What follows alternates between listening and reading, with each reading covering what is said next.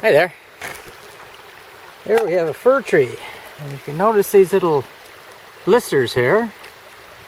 And you punch them, squeeze out the sap,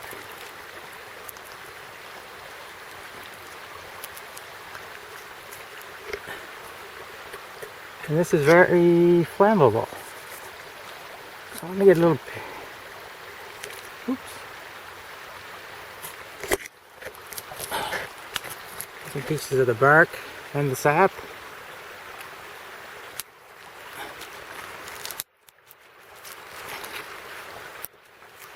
And I got a fair bit on my knife blade now. I'll go for one more. Alright, let's go see if we can start a fire. Bear with me here a while. I don't have my tripods. I'll set the camera on the ground. Hopefully that'll collect something. Close off. Now they got spruce gum, fir gum all over them. Sticky icky mess.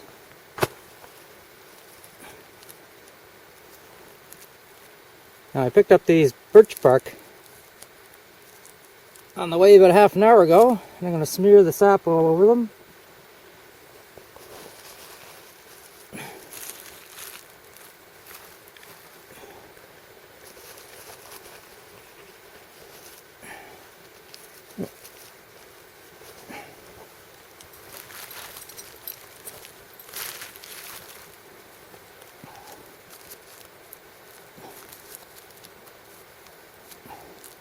It does gum up your knife. Yeah, we'll just see if I can get this sucker going. I find my steel.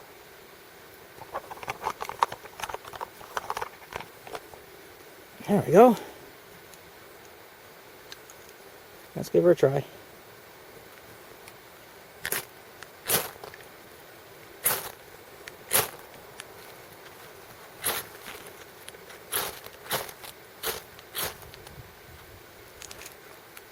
There we go. Get the birch bark on fire, which will get this little kindly stuff on fire if we don't knock it out. Get back in there.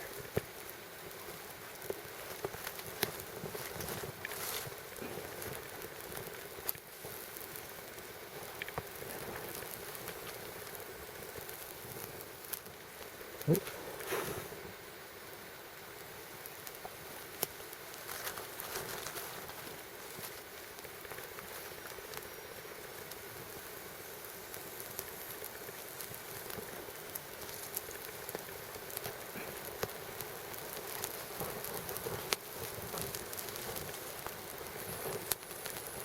Now it's all damp outside, so I got these from under a tree, but they're still pretty damp, as you can see.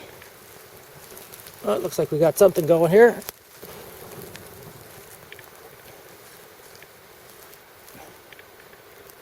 See if it'll keep going long enough to light up.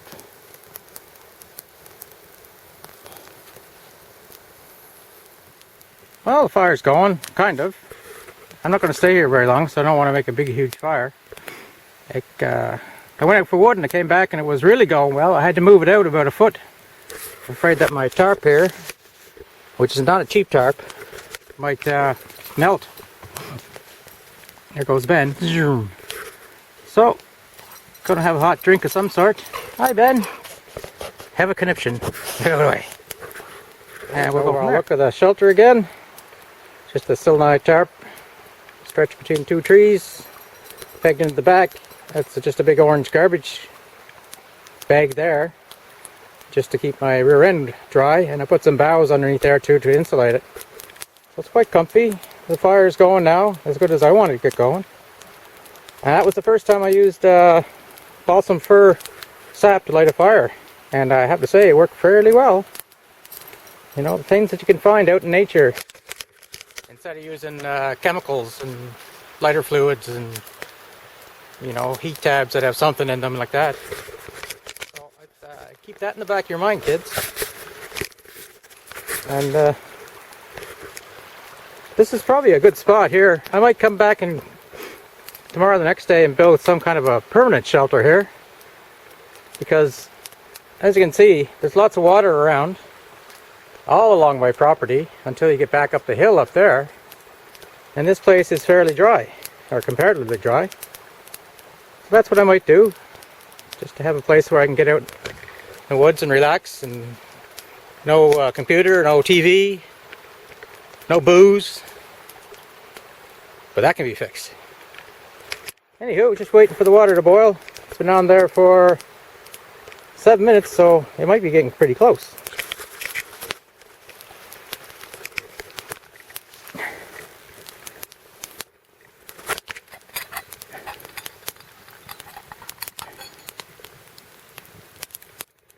Well, it's kind of close. It's bubbles anyway.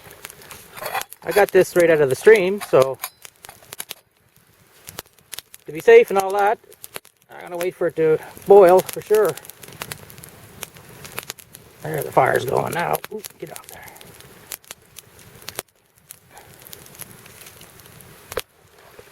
Anyway, getting kind of smoked out again. Smoke and steam from that. The water's boiling now, I think. Just in case you're wondering what I carry in my belt kit. I know, webbing. I thought when I left the army I wouldn't carry it anymore. I got some wet fire tinders in the bottom. I got some all-weather matches, and this is where my tarp goes in here.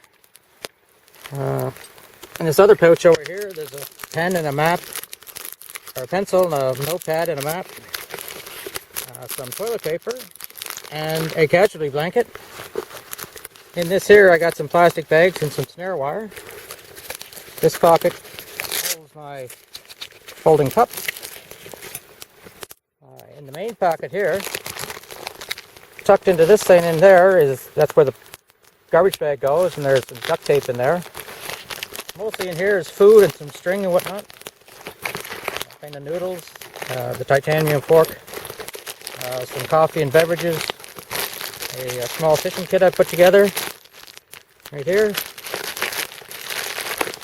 and yeah, that's about it. Food stuff. The front pouch, I got a couple of glow sticks. I got a water filter right here, one that you just drink out of the straw. A pair of vice grips in the bottom. These are those compressed towels. A folding saw, Gerber. And then I got some more string and compass and lights. Hand sanitizer, soap, a little sharpening stone for my knife, and spare batteries. Over in this pouch, there's another flashlight, there's a headlight, and there's some spare batteries for those in there too. On this end we have a monocular, and at the bottom we have just some artificial tinder, or artificial sinew is what it's called. And I'm not too sure what I'd use that for, but I threw it in the bottom there. Monocular for spying on people.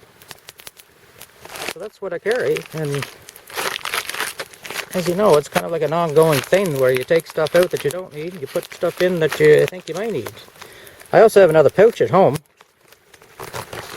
which is an army one. This has got one big pouch, so I don't know whether I'd like that or the individual ones. I think the individual ones. But this is a snug pack, response pack. I have another one of these at home too, but it's a Chinese knockoff. It's black, but it seems to be as good as value as that. Yeah, that's about it. In my water bottle kit goes the water bottle, the little ring stand, this cup, that cup, and the lid. And in the pouch here I got some coffee and hot chocolate and whatnot in this pouch here. So, I'll dig out. I like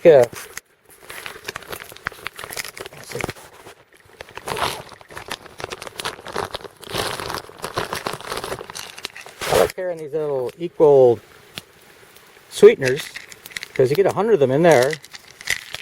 You just pull the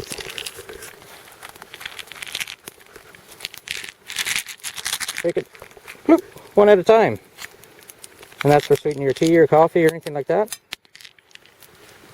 And it's lightweight. I'm not supposed to have a lot of sugar, diabetes and all that.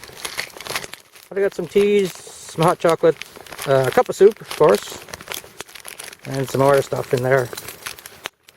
Anyway, that's go out there and shake. You shake in here, I'll disown you. Go chasing a squirrel. Oh, there he is again. What are you doing? Don't shake in here. I tell you, it'll be the end of you. Oh yeah. I should have brought you a snack, eh? Have a Cliff Bar. Chocolate chip.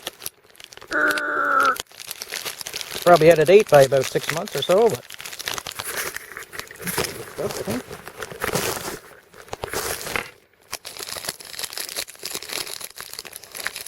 oh.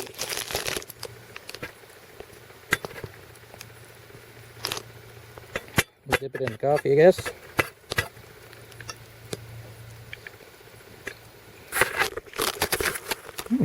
Good. I think there's about 200 calories in one of those Cliff Bars, so enough to keep you going for a little bit. They're awfully rich. Hey, Ben.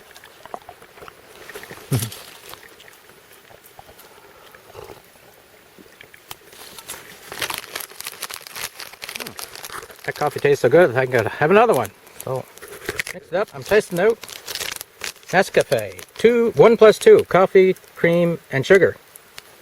Coffee whitener or whatever. I'm not expecting much.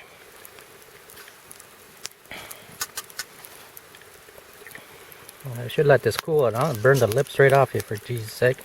Got the ubiquitous stuff floating around in your Woods coffee. Good try, I guess.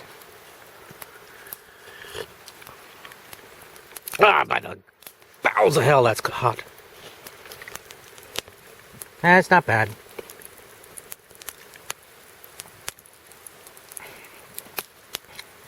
I'd say if you're going with that, just get the better coffee and just get those coffee whitener stuff. Either put in a container or buy the small packets of them if you can find them.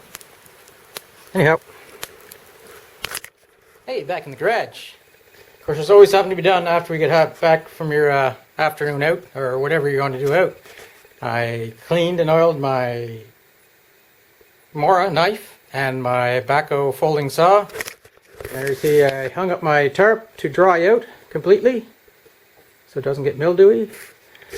I'll replace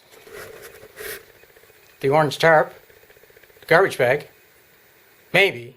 Or maybe I'll just put a new one in. The orange is nice because it's, if you're not trying to hide, then you can see it. I'll figure that out. And I think I'll put one of my ponchos in my pack too, to use for the floor instead of the garbage bag thing. A bit more sturdy or whatever like that. So that's it. Going into the house now to have a beer, I guess, and wrestling's going to be on soon, so that's it. Chris, out.